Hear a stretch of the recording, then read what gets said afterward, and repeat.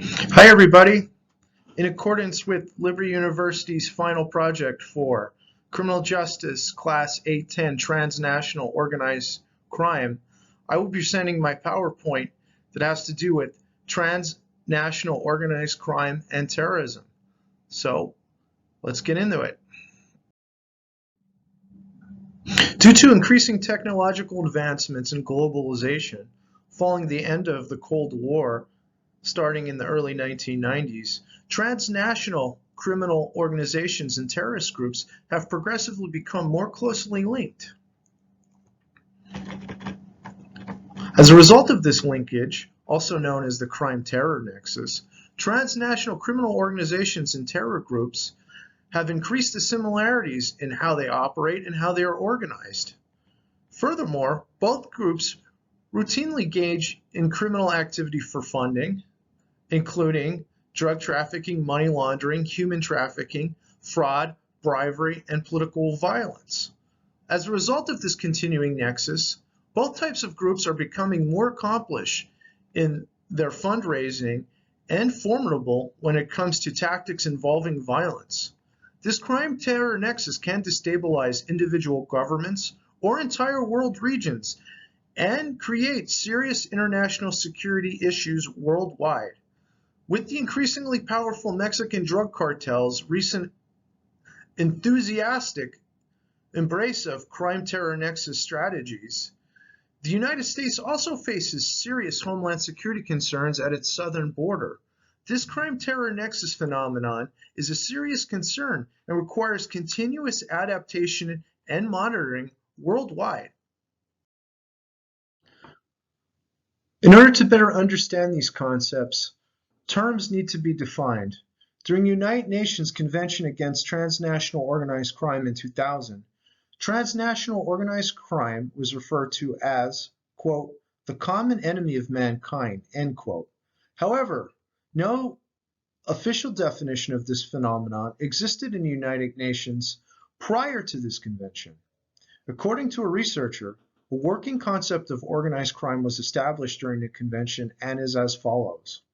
An organized criminal group shall mean a structured group of 3 or more persons existing for a period of time and acting in concert with the aim of committing one or more serious crimes or offenses established pursuant to this convention in order to obtain, directly or indirectly, a financial or other material benefit.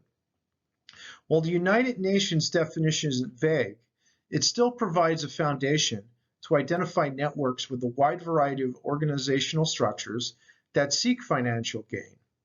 Interestingly, according to this convention, terrorist groups that operate based on political or religious ideologies were not necessarily included in this concept, even though they may still commit offenses that the convention defined as organized crime activity.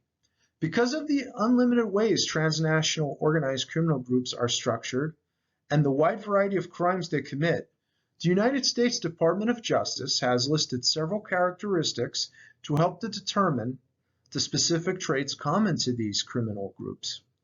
According to the DOJ, these traits include violent acts, exploitation of differences between countries to expand their organization and avoid detection, attempts to sway governments in their favor, economic gain via legal or illegal means, and the attempts to protect those that they consider in organizational leadership roles.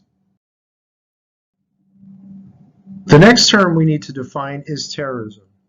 According to the Oxford Dictionary, terrorism is defined as, quote, a use of violence and intimidation, especially for political purposes, end quote.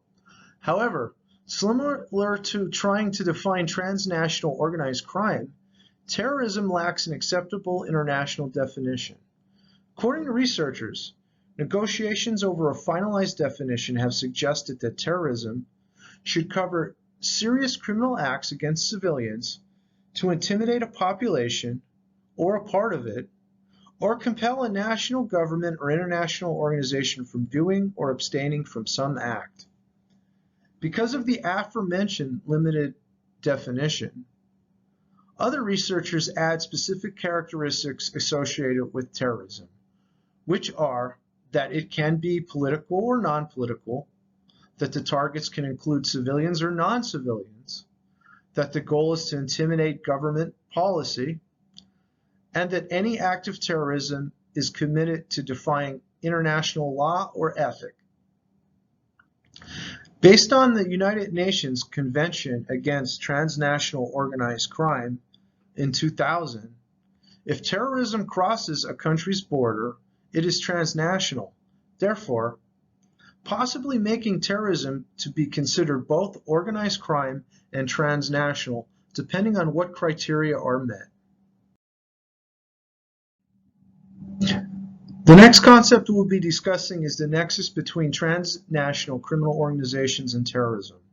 Despite differences in specific definitions for organized crime and terrorism, technological advancements and better access to financial and global market structures in the post-Cold War 1990s led to the intensification of organized crime groups' transnational criminal activities, as well as changing the nature for and expanding the reach of terrorist groups. According to the authors, this eventually blurred the differences between the two formerly distinct groups and amplified their similarities in how they operate and are organized. National and international security agendas have been increasingly concerned about the link between terrorist networks and criminal groups, known as the crime-terror nexus. According to researchers, this is primarily due to terrorist and insurgents groups' increased involvement in illicit activities to obtain funding for their terror activities.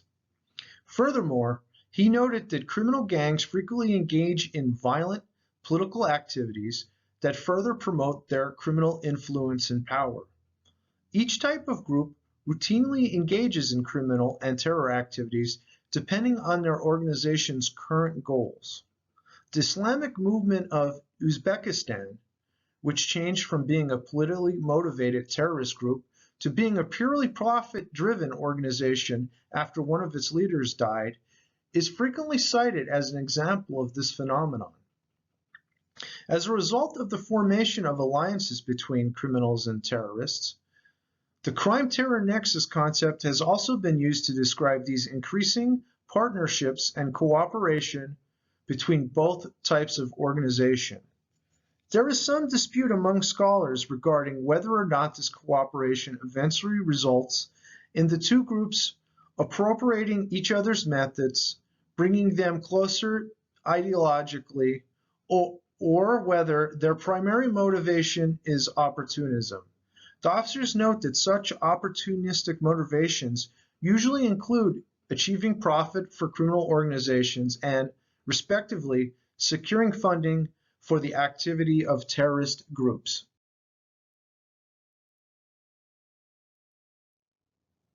This nexus between criminal groups and terrorism is not surprising, as both groups commonly engage in similar activity. While it is evident that both groups regularly engage in violence, including murder and political assassination, drug trafficking is likely the most common crime committed and the leading moneymaker among both groups. Globally, trafficking in illegal substances is widespread, accounts for 20% of all crime proceeds, and is worth almost 1% of the total gross domestic product worldwide, or about $322 billion. Researchers have found that crime associated with human trafficking offenses may soon produce a similar profit to what is obtained from the drug trade, while also finding it the fastest growing and second most probable criminal activity in the world. Terrorist organizations such as Boko Haram, Al-Shabaab, the Islamic State, and others also frequently engage in human trafficking activity, which includes sexual exploitation, forced recruitment, slavery, and kidnapping. Researchers have found that alliances between these groups have also expanded each other's capabilities and magnified the probability that terrorist groups will engage in human trafficking. Money laundering is another commonplace criminal activity that both groups engage in, with both generally concerned with shielding the illegal nature of their ill-gotten proceeds.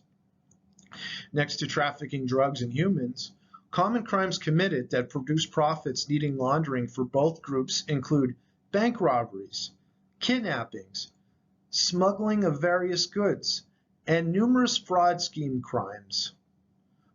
According to a researcher, money laundering related to terrorist crimes was valued at $500 million in 2002.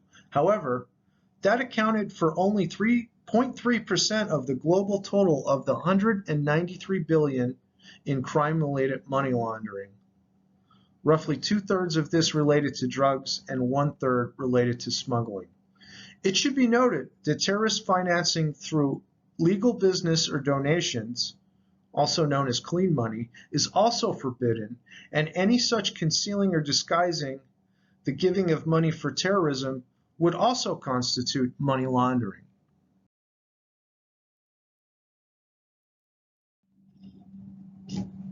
Next, we'll be discussing real-world examples of the nexus between terror organizations and criminal groups. First, by exploiting globalization, Al-Qaeda, famous for the 9/11 attacks, used European financial networks to aggressively perpetrate credit card fraud, which researchers say raises nearly $1 million monthly. The author acknowledged that European security agencies have difficulty prosecuting terrorists who commit such credit card fraud because Al-Qaeda's cadres constantly learn the latest transnational criminal techniques to avoid arrest and evade detection. Next, the Fuerzas Armadas Revolucionarias de Colombia, Colombia's hometown terrorist group also known as FARC, is an excellent example of a contemporary fusion of both types of groups. According to researchers, FARC has used profits from drug trafficking to obtain advanced weapons and telecommunications, which they then used to wage war against the government and even took over 40% of the country's territory. Additionally, researchers noted that FARC has also received technical assistance from the Irish Republican Army to improve their bomb-making abilities, which further demonstrates their international association with other groups due to globalization. Next, we'll be talking about the Balkan route.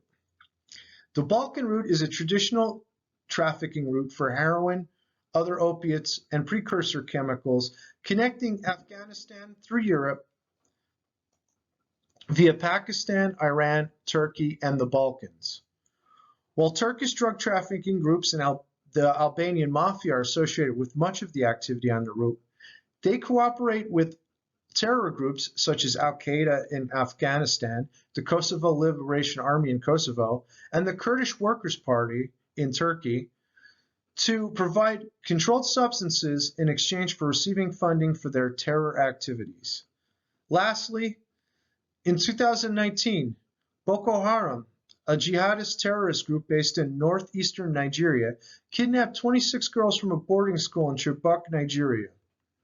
As well as forcing these girls to participate in suicide attack roles for terror operation, researchers noted that Boko Haram also profited by selling these captives into forced marriages, sexual slavery, and domestic servitude.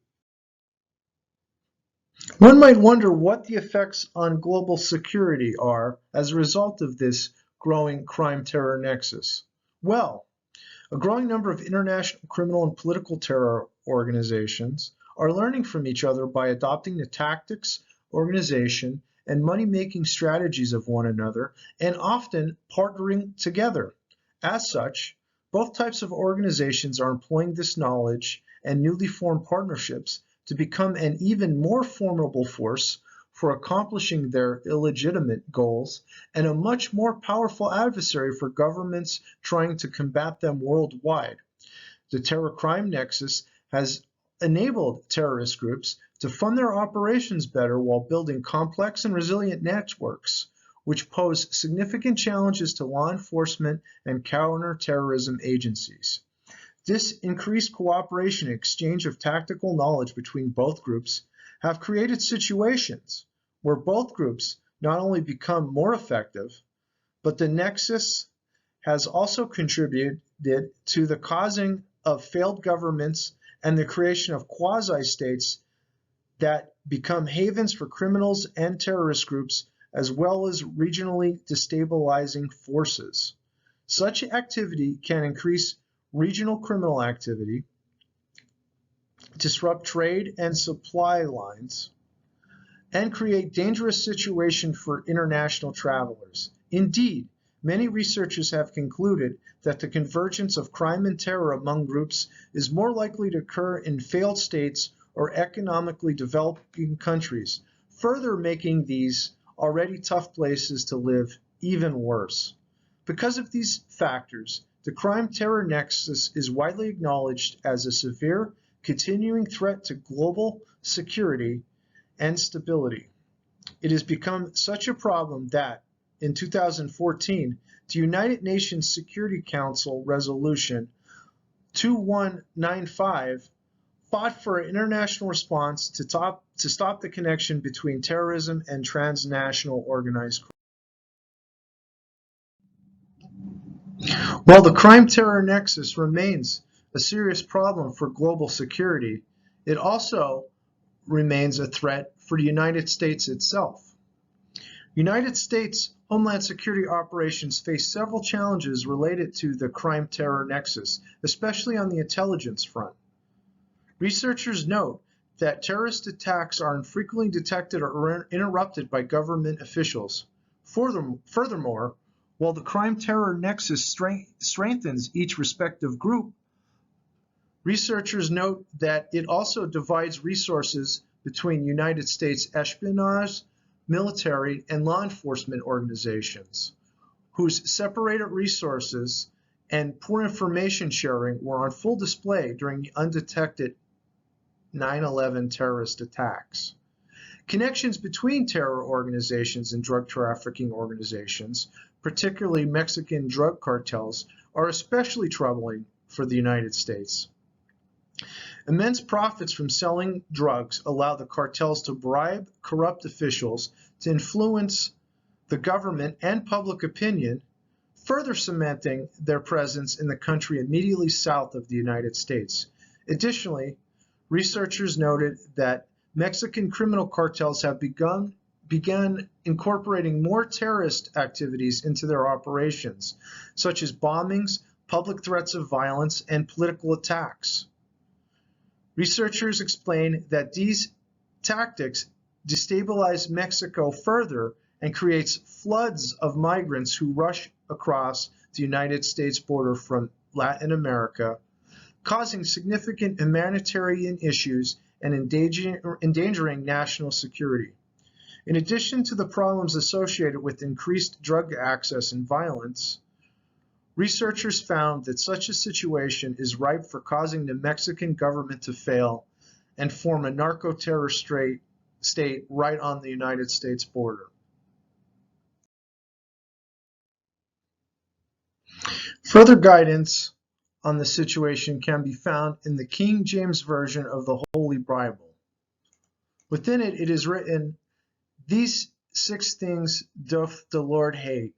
Yeah, 7 are an abomination unto him: a proud look, a lying tongue, and the hands that shed innocent blood, a heart that devilish wicked imaginations, feet that be swift in running to mischief, and a false witness that speaketh lies, and he that soweth discord among the brethren," according to Proverbs 6:16-19.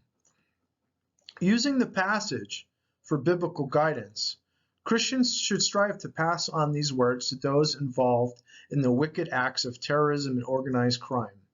Since members of both groups have lost their connection to the Lord, it should be no surprise that both vacillate between each side of the crime-terror nexus. Such people are lost and likely believe in nothing other than their own selfish desires for monetary gain and power. They view their evil acts as justified and needed to fulfill these desires. However, as Psalms 34:14-16 reminds us, Depart from evil and do good. Speak peace and pursue it. The eyes of the Lord are upon the righteous, and his ears are open unto their cry. The face of the Lord is against them that do evil, to cut off the remembrance of them from earth. In conclusion, as a result of globalism, transnational organized crime organization and terrorist groups, though both somewhat hard to precisely define, today have become international entities that have increasingly become interconnected to each other by forming alliances and adopting each other's strategies. Known as a crime-terror nexus, this phenomenon has strengthened both types of groups while also establishing many new difficulties for world governments attempting to eradicate them. Blurring the lines between both groups, transnational criminal organizations are increasingly implementing terror group tactics, while international terror groups have learned to use the profit from criminal activities as a reliable source of funding. This crime-terror nexus development has significant implications for global stability, as well as particular challenges for the homeland security of the United States. The development of the crime-terror nexus remains a severe concern to the international community to the extent that the United Nations Security Council pushed for an international response to stop the connection between terrorism and organized crime. The crime-terror nexus remains a concern for many nations, with future developments requiring robust intelligence and vigorous monitoring. Feel free to pause this slide if you'd like to more closely review my references. I'd just like to thank everybody who took the time to listen to my presentation. And I'd also like to wish all my classmates at Liberty University the best of luck with their continuing pursuit of a doctorate in criminal justice. Thanks again, and have a nice day.